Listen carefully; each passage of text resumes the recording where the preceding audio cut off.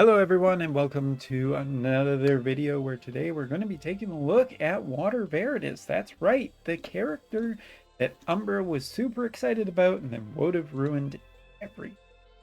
Yeah, okay, not entirely fair. Umbra has to wait a little longer. He'll be fine. Whoever Umbra is.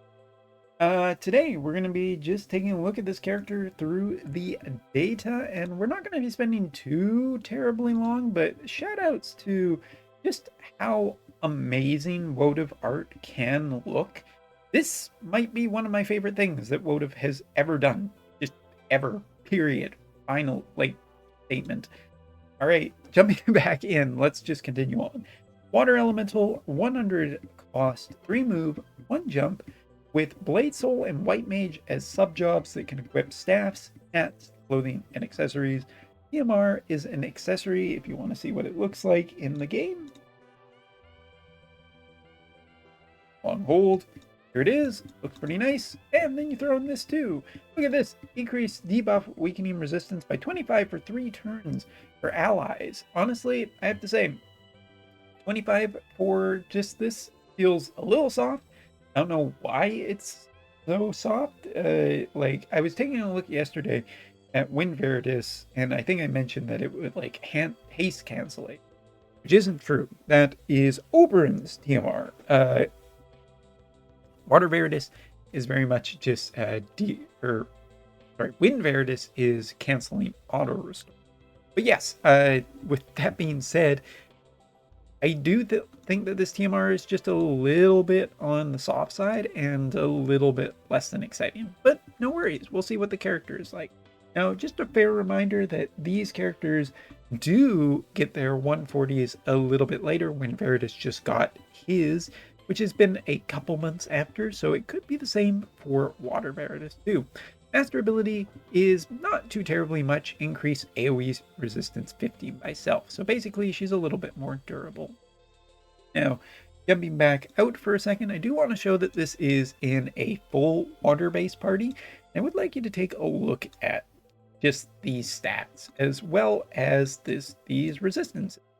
And just for comparison, in the next video, we are going to be doing an initial judgment on, which will be comprised essentially of this team. And I would like to show just the fact that her stats actually stay pretty well comparable to how she was before, and that's quite interesting. Like, obviously the other team is still very much is potentially more physical, but I do think it's important to note that she does maintain a good amount of stats. Of course, there is potentially some crossover from BCs in this style of setup, so bear with.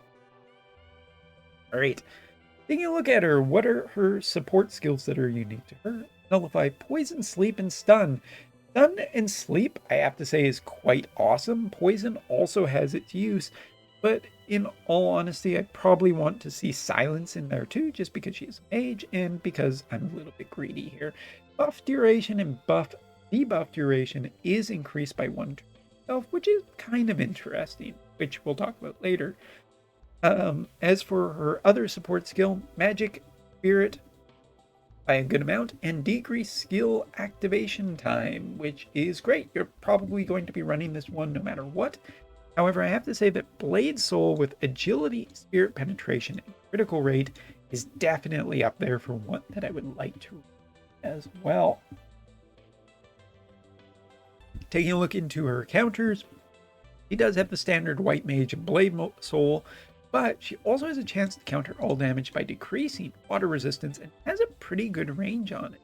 It also increases her HP for self, so it does a little bit to make her other allies stronger on average, and it restores some HP for herself, so it keeps her going, and that's generally pretty good.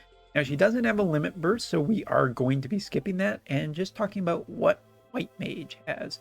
White Mage did end up getting Rise as well as Curaga. Both of those are potentially pretty good. She also has Protect and Shell, but overall, White Mage, other than Curaga and Rise, probably feels pretty standard. Probably could have even given something, I don't know, a little bit better, but I'm not going to complain too. It's just a potential healing. As for Blade Soul does give her some extra DPS types, as well as, just extra damages, reducing counter, extra accuracy, potentially also decreasing bravery for multiple turns and dispelling all buffs when critical hit. He does have some utility from this, and Blade Soul kind of looks as a good option for it. Into her sub job, you are giving up a chance to silence and confuse your enemies, which might be kind of cool. As for dispel all ailments except charm, slow, and stop, and doom for allies, this is kind of cool, but mainly because of the range in certain places. But honestly, I don't think this is something that we will use too often with her. So Blade Soul, probably a pretty good fit for her, but depends on if confusion and, silence and confusion is something that you want to play around with your opponents. Excuse me, my nose is getting stuffy. All right, continuing on into her main job, she does have a chance of confusion on her basic attack, but it is incredibly short range. What she does have is a Sadali style auto revive for herself and her opponent, her target, I should say, as well as decrease a chance. Targeted, it does have 2 casts. Well, so that's good. Looking over here, this ability decreases evasion rate by 40 for 3 turns, so dealing with evasion, speciality for her. Dispels haste, decreases AP, decreases all attack resistance types, so it's good for all other water characters that will be you could partner up with, and disables CT up for 3 turns for the target, which all in all, I have to say this is pretty good. Over here, reduces magic damage taken by 50% for 3 turns herself, increases elemental resistance by 10 turns for an ally, not herself, defense and spirit by 20 each for an ally, then also gives it to herself after, which is pretty good.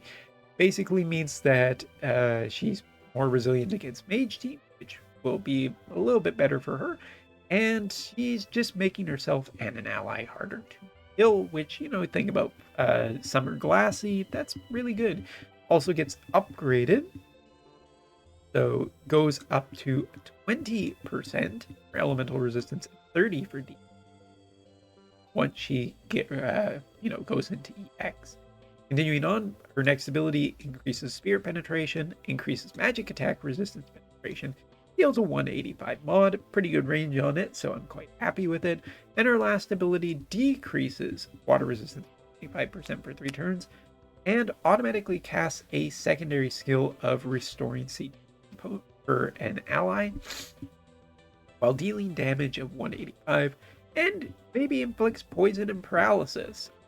Alright, so do I think this is a good fit? Well, just a good version of Water Veritas? I'm going to say yes. I like everything that they're pushing here. Status effects and whatnot is very on brand for the way she is in her Veritas form. And she can potentially have some good AoE and single target support and whatnot, while also having some pretty good options for sub jobs too. So with that being said, I like this. I mean, like the Veritas is, you can essentially get in game without having to gacha, which is important. So yeah, it's hard to be overly critical, but I am curious what will improve in 40. But anyway, that's everything for now, and when we come back, we'll look at her in action. See you later.